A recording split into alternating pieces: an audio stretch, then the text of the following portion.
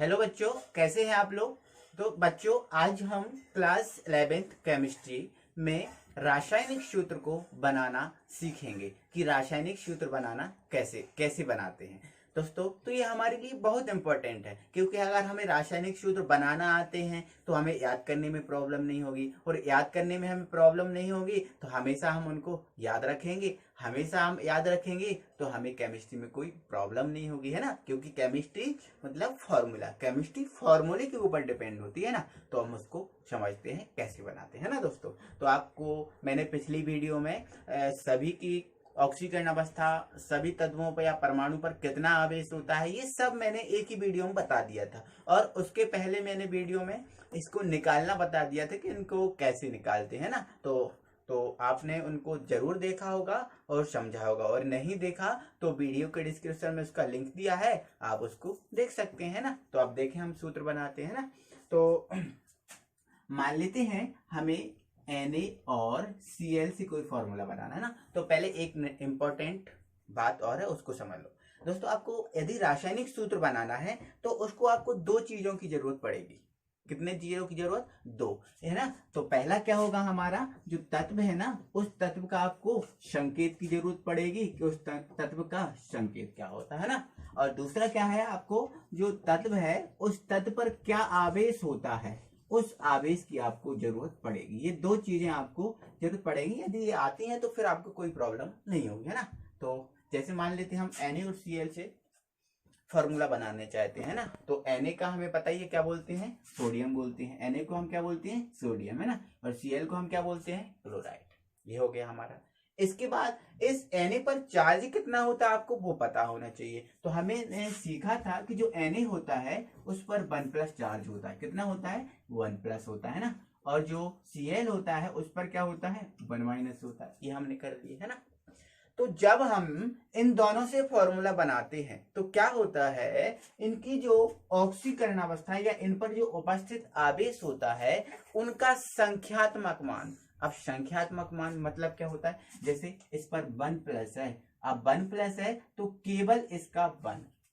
अब इस पर क्या है, 1- तो केवल इसका 1। ये इसका संख्यात्मक मान होगा, है ना। संख्यात्मक मान में हम केवल संख्या लेते हैं, वहां पर प्लस और माइनस लेने की आवश्यकता नहीं होती है ना।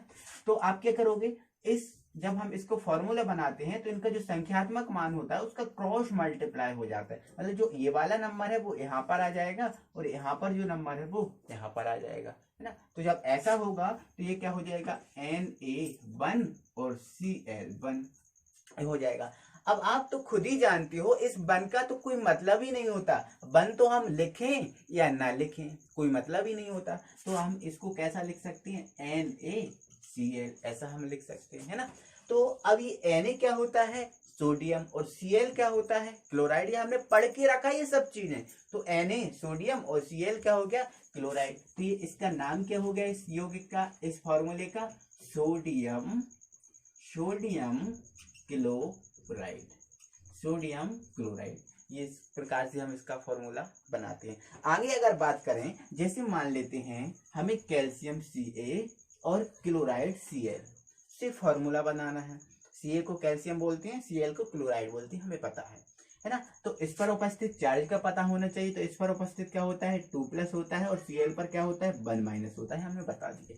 तो क्या होगा, जब इसका फॉर्मूला बनाएंगे तो ये 2 इधर आ जाएगा और ये 1 इधर आ जाएगा। अब ऐसा होगा तो क्या हो जाएगा, Ca1। अब 1 का कोई मतलब नहीं रहता तो हम क्यों लिखें, नहीं लिखना चाहिए, हमारा पेन फालतू इंक खराब होगी, है ना, तो नहीं लिखेंगे। अब ये 2 इधर आ जाएगा तो ये क्या हो जाएगा, Cl2। ये हमारा इसका फॉर्मूला बन गया, है ना। तो अब इसका नाम क्या होगा। अब आपने बोला था सर यहाँ पर Cl को हम क्लोराइड बोलेंगे, अब यहाँ तो दो Cl आ गए, आप इनका क्या करें। तो कुछ नहीं करना, आपको डरना नहीं है। आपको Cl को क्लोराइड बोलते हैं तो बोलते हैं, 2 हो, 4 हो, 10 हो, 100 हो, नहीं उससे नहीं, हमें तो Cl को क्लोराइड बोलते हैं तो बोलते हैं, 2 या 4 से कोई मतलब नहीं रहता, है ना। तो ये क्या हो गया, कैल्शियम, और ये क्या हो गया, क्लोराइड। तो आप क्या लिख दोगे इसका नाम, कैल्शियम क्लोराइड। ये इसका फॉर्मूला हुआ, कोई दिक्कत ही नहीं हुई हमें बनाने में, है ना। अब आगे बढ़ते हैं। जैसे मान लेते हैं हमें Mg और O से फॉर्मूला बनाना है। ये हमारा Mg है और ये हमारा O है, इससे फॉर्मूला बनाना है ना। तो Mg को हम क्या बोलते हैं, मैग्नीशियम, और O को हम क्या बोलते हैं, ऑक्सीजन, है ना। जब इस पर चार्ज आता है कुछ तो बोलते हैं हम क्या, इसको ऑक्साइड। ही आपको याद रखना है, बता दिए सब चीजें ना। तो Mg पर क्या होता है 2+, अब O पर क्या होता है, O पर क्या होता है 2-, ये हो गया, है ना। तो दोस्तों हम देख रहे हैं यहाँ पर 2+ है, यहाँ पर क्या है 2-, तो इसका हम फॉर्मूला बनाएंगे। तो ये जो 2 है वो इधर आ जाएगा, ये वाला 2 इधर आ जाएगा, तो क्या हो जाएगा ये Mg2 और O2 हो गया ना दोस्तों। तो यहाँ पर हम देख रहे हैं कि ये 2 से 2 कैंसिल हो रहा है, 2 से 2 क्या हो रहा है, कैंसिल हो रहा है। तो इस 2 को इस 2 से कैंसिल कर दो, तो हमारा क्या बचा MgO। हाँ, अगर ऐसा दोस्तों अगर कोई किसी फॉर्मूले में कुछ कैंसिल होने वाला होता है तो उसको हम कैंसिल कर देते हैं ना। तो ये कैंसिल कर दिया तो क्या बचा हमारा MgO। अब ये MgO किसका फॉर्मूला है, इसका नाम क्या है, तो वो हमें पता है ना। Mg को हम क्या बोलते हैं, मैग्नीशियम, तो ये लिख दिया हमने मैग्नीशियम, ठीक है ना। अब इस O को क्या बोलते हैं, तो O को हम क्या बोलते हैं, ऑक्साइड। अब ये मत बोलना सर इसको तो हम ऑक्सीजन बोलते हैं। हाँ, ऑक्सीजन बोलते हैं, लेकिन ऑक्सीजन हम कब बोलते हैं, जब ये साधारण रूप में रहता है ना, किसी से क्रिया नहीं करता, साधारण रूप में रहेगा तो हम इसको ऑक्सीजन बोलेंगे ना। जब अगर ये किसी से क्रिया करेगा ना, तब उस स्थिति में इसको हम ऑक्सीजन नहीं बोलेंगे, उस स्थिति में हम क्या बोलेंगे, ऑक्साइड, है ना। तो ये मैग्नीशियम हो गया और ये हमारा ऑक्साइड, तो इसका नाम क्या हो गया, मैग्नीशियम ऑक्साइड। ये हमारा फॉर्मूला हो गया, है ना। इसके बाद हम कुछ और फॉर्मूले देखते हैं। मान लेते हैं हमें H और O से फॉर्मूला बनाना है, H और O से हमें फॉर्मूला बनाना है ना। तो देखो इसको हम क्या बोलते हैं ना, तो हमें पता है H पर क्या होता है 1+ होता है ना। O पर क्या होता है 2- होता है ना।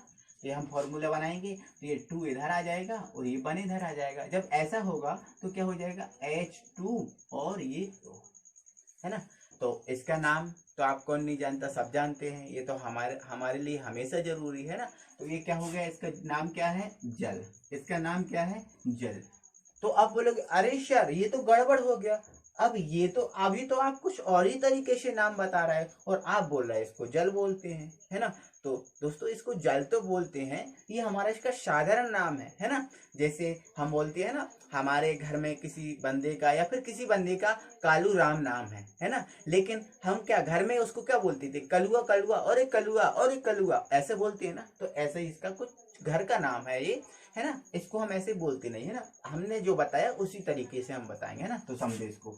अब H को हम क्या बोलते हैं, हाइड्रोजन बोलते हैं ना। अब O को क्या बोलते हैं, ऑक्साइड। O को क्या बोलते हैं, ऑक्साइड। तो इसका नाम क्या हो जाएगा, hydrogen, hydrogen oxide, hydrogen oxide. तो इसका रासायनिक नाम हाइड्रोजन ऑक्साइड ही है। अब बाकी इसका घरेलू नाम क्या है, जल है ना। आपको याद रखना है ना। अब इसके बाद जैसे हमें मान लेते हैं ये Mg है और ये है OH, क्या है OH। अब OH को हम क्या बोलते हैं, हाइड्रोक्साइड, ये हमें बताया है ना। और Mg को हम क्या बोलते हैं 2+।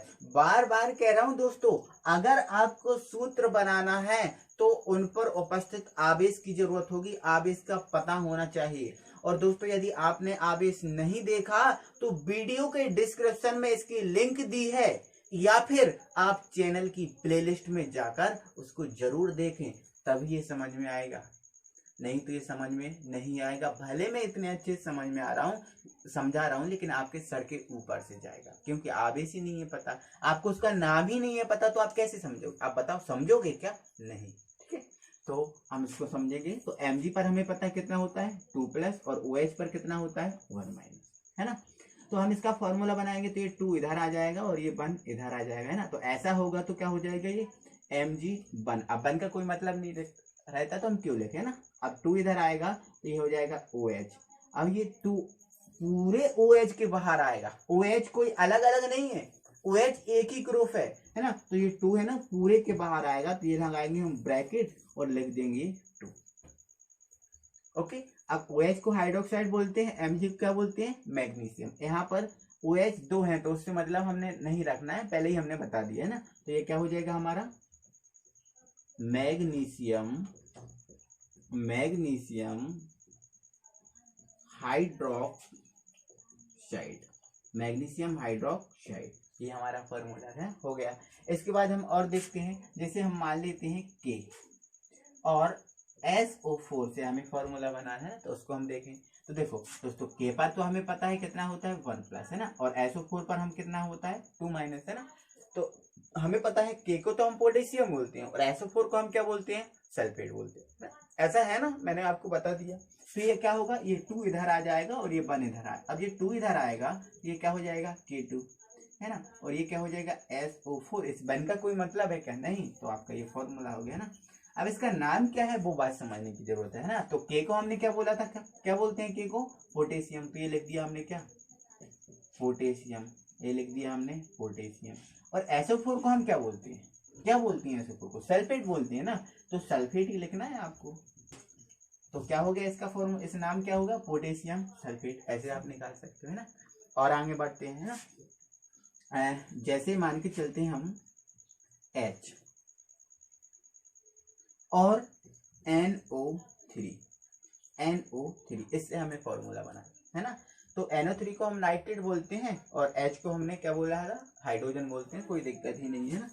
तो इस पर 1+ होता है, इस पर 1- होता है, ये आपको पता है। तो ये 1 इधर और ये 1 इधर, तो इनका मतलब ही नहीं रहता है, तो हम इसको क्या लिखते हैं, लिखते ही नहीं है ना। तो HNO3, तो ये हमारा फॉर्मूला क्या बन गया, हाइड्रोजन नाइट्रेट। हाइड्रोजन नाइट्रेट क्या लिखेंगे इसको हम, हाइड्रोजन नाइट्रेट, ये इस प्रकार से हम फॉर्मूला बनाते हैं ना। तो इसको हम क्या बोलेंगे, हाइड्रोजन नाइट्रेट। हम और फॉर्मूले देखते हैं, जैसे मान लेते हैं अगर हमें CH3COOH और K से फॉर्मूला बनाना है, तो आप क्या करोगे। सॉरी दोस्तों, यहाँ पर थोड़ी मिस्टेक है, हमें CH3COO और K से फॉर्मूला बनाना है। तो इसके लिए आप क्या करोगे, तो इसके लिए हम क्या करेंगे दोस्तों, कि हमने CH3COO लिख लिया और K लिख लिया है ना। हम क्या करेंगे, इनके चार्ज लिखेंगे। तो हमें पता है जो CH3COO है इसको 1- होता है और K पर क्या होता है 1+ होता है ना। तो आपके दिमाग में एक डाउट जा रहा होगा है ना, आपको वो परेशान कर रहा होगा कि सर अभी तक तो आप प्लस आगे लिख रहे थे, अब आपने पीछे लिख दिया, ये ऐसा क्यों किया। ऐसा मैंने इसलिए किया क्योंकि जो CH3COO है उसमें एक मिस्टेक है। वो अगर किसी यौगिक को, किसी तत्व को, किसी परमाणु को अगर जोड़ता है तो वो अपने पीछे जोड़ता है, वो आगे नहीं जोड़ता, वो कहां जोड़ता है, पीछे जोड़ता है। अब पीछे जोड़ता है तो ये इसलिए हमने पीछे लिख लिया है ना, पीछे लिख लिया। तो हम क्या करेंगे, ये प्लस माइनस, तो इसका तो कोई मतलब ही नहीं रहेगा। इसमें अपन क्या कर देंगे, यहाँ आप लिखना चाहते तो लिख लो, ये इधर आएगा, ये इधर आएगा, तो इसका CH3COO, इसका कोई मतलब नहीं है, और ये हो गया हमारा K। दिक्कत है क्या, बिल्कुल नहीं दिक्कत है ना। अब इसका नाम क्या बोले सर, हमें तो इस समझ में नहीं आ रहा। तो आप हमेशा याद रखो कि पहले हम धनावेश का नाम बोलते हैं, मतलब बोलते हैं, इसको कोई नहीं रोक सकता। पहले हम धनावेश का ही नाम बोलेंगे, बाद में हम ऋणावेश का, है ना। तो यहाँ पर धनावेश क्या है सर, यहाँ पर धनावेश आपको दिख नहीं रहा क्या, मुझसे क्यों पूछ रहे हो, पोटेशियम है, तो आप क्या बोलोगे, पोटेशियम। तो आप क्या लिख दोगे यहाँ पर, पोटेशियम, ये लिख दिया पोटेशियम। अब क्या बोले सर, अब ऋणावेश का नाम बोल दो, है ना। तो ऋणावेश क्या है, एसीटेट, हमने बताया था आपको, है ना। तो एसीटेट, तो आप क्या लिख दोगे, एसीटेट। तो क्या हो गया, पोटेशियम एसीटेट। अब यहाँ पर सोडियम होता तो यहाँ सोडियम आ जाता, अब ये सोडियम आ जाता तो सोडियम एसीटेट बन जाता, है ना। इस प्रकार से कुछ और भी आ जाता तो उस प्रकार के उसके नाम चेंज हो जाते, कोई दिक्कत ही नहीं है हमें ना। तो इस प्रकार से हम फॉर्मूले बनाते हैं और बनाएंगे। आपको दोस्तों एक बार प्रैक्टिस करने की जरूरत है ऐसे फॉर्मूले बनाने की, बाकी आप खुद अपने आपको फिर एक बार आपने सीख लिया तो फिर आपके माइंड में ये फिट हो जाएंगे। जैसे कंप्यूटर में कोई फीड हो जाता है ना, कोई चीज अपन को फीड करना है तो फीड हो जाती है ना, जब निकालो तब निकल जाती है। ऐसे ही आपको एक बार पढ़ने की अच्छे से जरूरत है तो आपके दिमाग में फीड हो जाएंगे, कभी भी हम निकाल सकते हैं। लेकिन दोस्तों आपको ध्यान, एक बार फिर से बोल रहा हूं कि आप संयोजकता आवेश वाली वीडियो को जरूर देखें, है ना दोस्तों। तो आज की वीडियो में बस इतना ही, अगली वीडियो के साथ हम फिर मिलेंगे, तब तक के लिए थैंक यू वेरी मच।